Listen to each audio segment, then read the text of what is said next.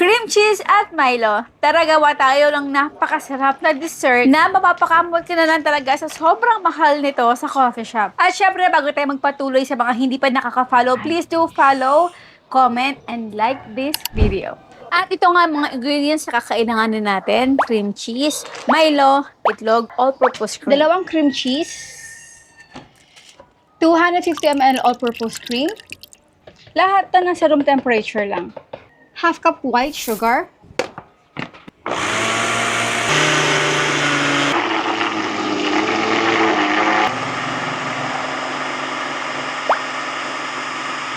ilagay na natin dito yung ating 2 sachets ng Milo, 1 tablespoon ng cocoa powder, 1.5 teaspoon ng vanilla essence, at ng 2 tablespoon of all-purpose flour, 3 large eggs, at i-blend lang natin ito for few minutes.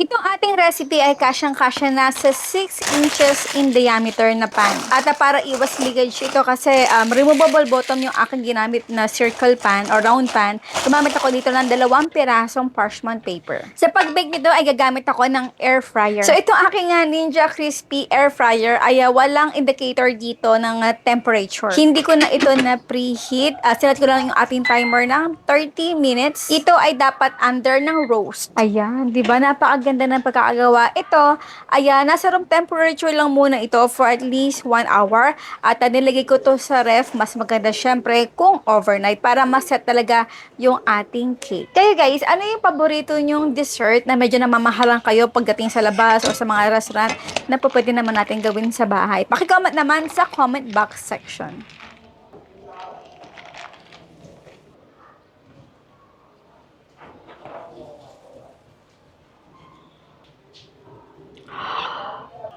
kain po tayo. Ay.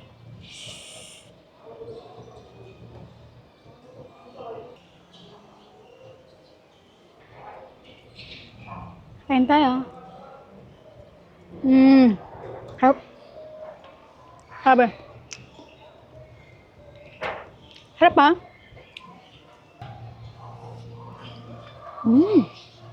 Dapat pala 3 Milo yung nilagay natin, 3 sachet. Pero okay lang to. Lasa ring Milo, ang sarap, creamy, cheesy. Huwag na kayo maglagay ng asin kung same brand lang naman din yung gagamitin ninyo kasi medyo may pagkamaalat na. Ang sarap, grabe.